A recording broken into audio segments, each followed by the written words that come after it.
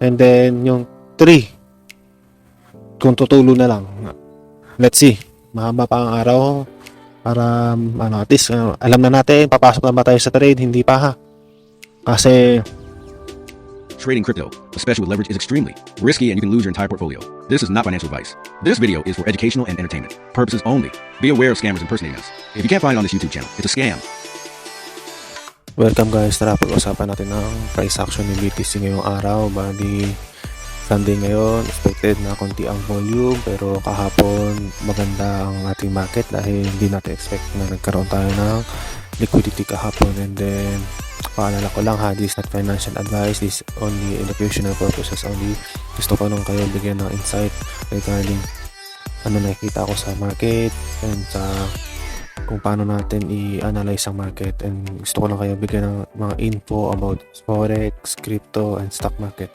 Ayun lang, bali nandito tayo sa daily candle ni BTC, and then based on the chart nakikita natin ay nagkaroon tayo ng push kahapon papuntang 85k, and then di ba nga sabi ko nga sa inyo na mayroon tayo dito CME gap around dito, kaya possible nagpump pa rin ang BTC na bulang closing of the week, kaya nagkaroon tayo ng push sa upside. And then based on the chart, nandun pa rin tayo sa 50 EMA and 200 EMA.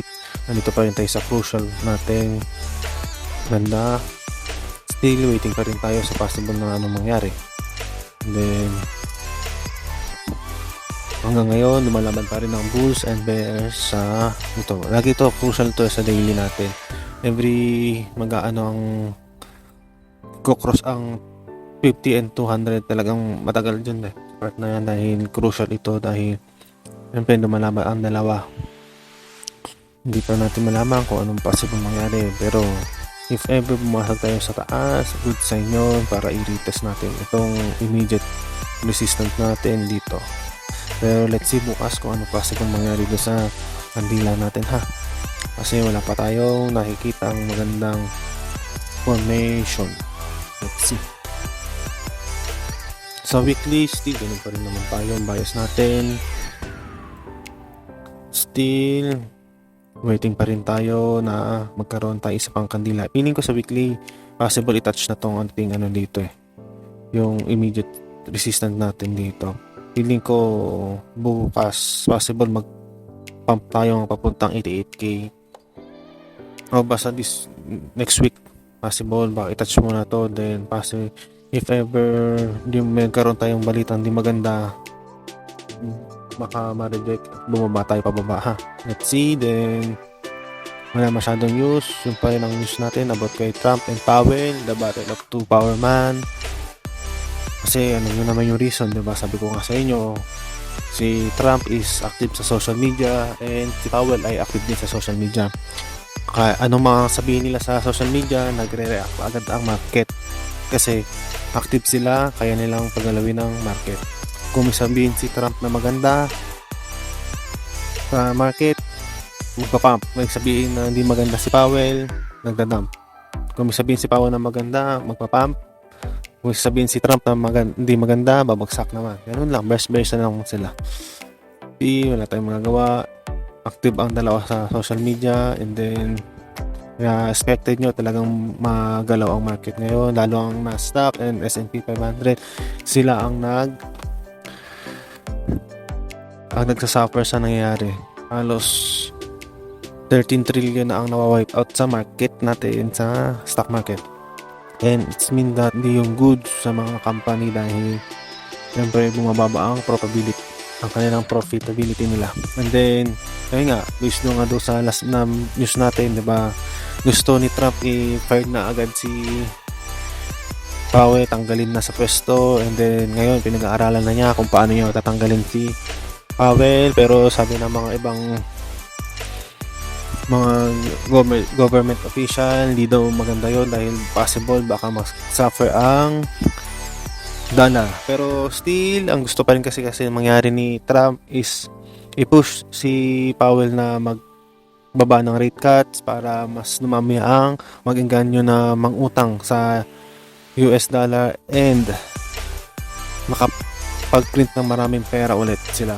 Dahil yun ang way para may bagong liquidity pumasok sa market. Kasi still, itong liquidity natin, ito pa rin yun. And then, wala pa rin bagong pumapasok na pera kasi takot ang lahat mangutang kasi ang taas nga ng rate cuts.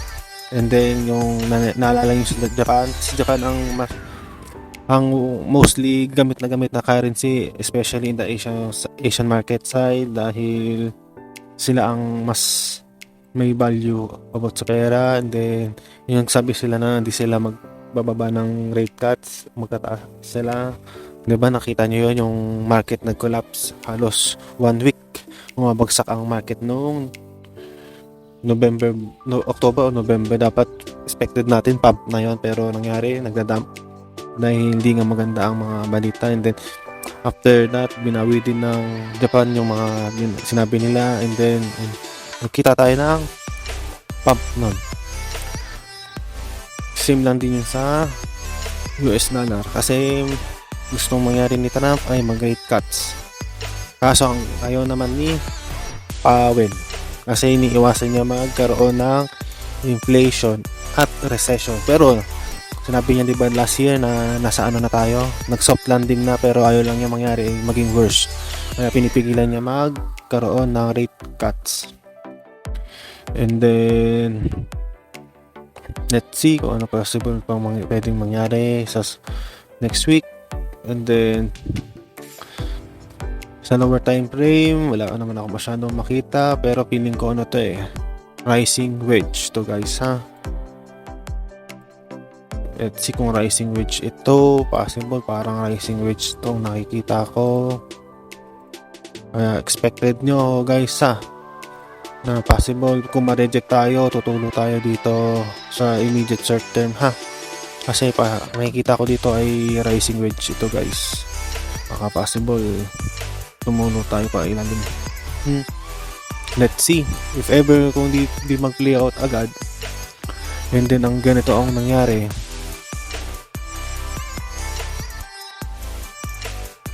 Sana yung paborito kong ginagamit na hindi ko makita. Saan na siya? Ito, possible kung magkaroon tayong pump, expected nyo baka itulo tayo pa ilalim, then magkaroon tayo bounce play ha. Ito yung gusto ko sabihin sa inyo nung kahapon, hindi ako nakapag-live dahil busy lang, may ginagawa tayo. So, ito ganito ba yun? Parang ganyan na tayo. Then ito yung rising wedge na sinasabi ko. Then let's see kung ganito mangyari or bigyan or kung di ganyan to na huwag lang mag-bounce. Ganyan na.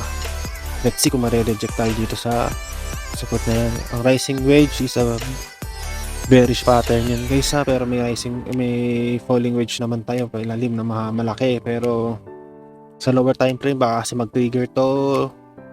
Kaya binigyan ko lang kayo ng babala ha. Baka kasi mag-trigger, then tumulo muna tayo pabalik dito. Ayun lang. Expected nyo na next week kung anong possible mangyari. Nagbigay lang ako ng idea kasi parang rising wedge siya na maliit lamang, pero still pag na-reject tutulo tayo ha. Kasi sabi ko sa inyo, hanggang lahat na tayo tumatagal dito sa critical area natin, mas lalong bumababa ang chance natin umangat. Ayun lang. Then punta tayo sa coin glass natin. Let's see anong liquidity meron tayo ngayon. Same sila, nasa 30k tong 30 million tong parehas. And then sa 24 hours, let's see, nahanapin natin yung makapalang liquidity sa ilalim ha. Baka magkaroon ng dump sa market. Let's see, wait pa natin, maaga pa para sa 12:30 kung pagbukas ng London session. Let's see kung may magte-trade, pero Sunday ngayon. Let's see kung mayroong liquidity papasok. Sa news, wala naman bago, still yung pa rin. South Korea say it will not fight President Trump tariff. Dito sila makipaglaban. France say the US dollar should lose credibility if President Trump fired Chair Powell. Yun nga, yun yung sinasabi nga din ng mga government nila na once na natanggal si Powell, malaking impact sa dollar yun. Kasi nga si Powell kasi matagal na nakaupo, mas gamay na niya lahat. Yun lang yung inaano nila. Pero still, si Trump ay greedy, alam niyo natin yun, sinabi ko na yun sa inyo before. Siyempre alam din niya yung ginagawa niya dahil businessman din siya, may alam din siya paano magpaikot ng pera.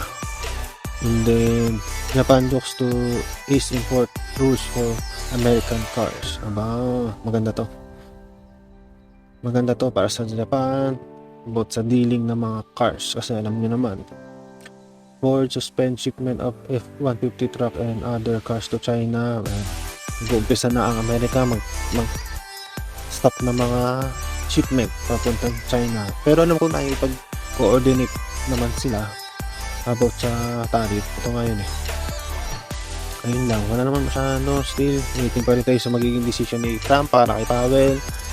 Alam niyo naman, sila ang dalawang powerful lalo na sa economy. Lalo si Powell hawak niya ang dollar. Si Trump hawak naman niya lahat. Pero still, kung ano sabihin nitong isa, yan yung isa, then cost pa rin ng downfall ng market. And then expected nyo na, hindi ko alam kung ngayon yung this week ba yung CPI. Let's see, check natin. PPI, magandang lumabas sa PPI ha. Kaya nagpump tayo noon, pero still nagsalita si Powell noong Thursday, hindi maganda ang mga nangyari. Pero about sa crypto ang mga sinabi niya, pero still nahila pa rin tayo ng SP 500 tsaka Nasdaq. Ayun lang. Then like tayo sa chart natin, ito pa rin yung nakikita ko, mayroon tayong rising wedge dito, possible mag-breakout yun sa ilalim, mag-downfall tayo.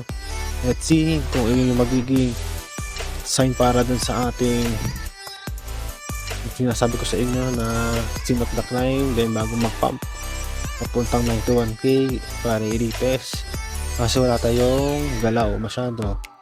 Yun yung sinasabi ko sa inyo, diba, last time pa guys, if ever na hindi tayo tumiretso pa ganon, possible mangyari naman is yun ito, diba, sabi ko sa inyo, sinot the climb, then magpa-pump yan, and if ever hindi yan mangyari yung scenario 1, 2, expected nyo na, huwag na kayo kasi yung 1 natin hindi nangyari. Possible na lang mangyari is 2 and 3 na lang natin guys ha. Yung 1 hindi nag-play out. Ito yung 1, ito yung 2, ito yung 3 ha. Ay, alam niyo na guys ha, nigyan ko na kayo ng possible na scenario. Yung 1 di na nag-play out, yung 2 waiting kung magbabounce play tayo sa diagonal resistance natin, and then yung 3 kung tutulo na lang.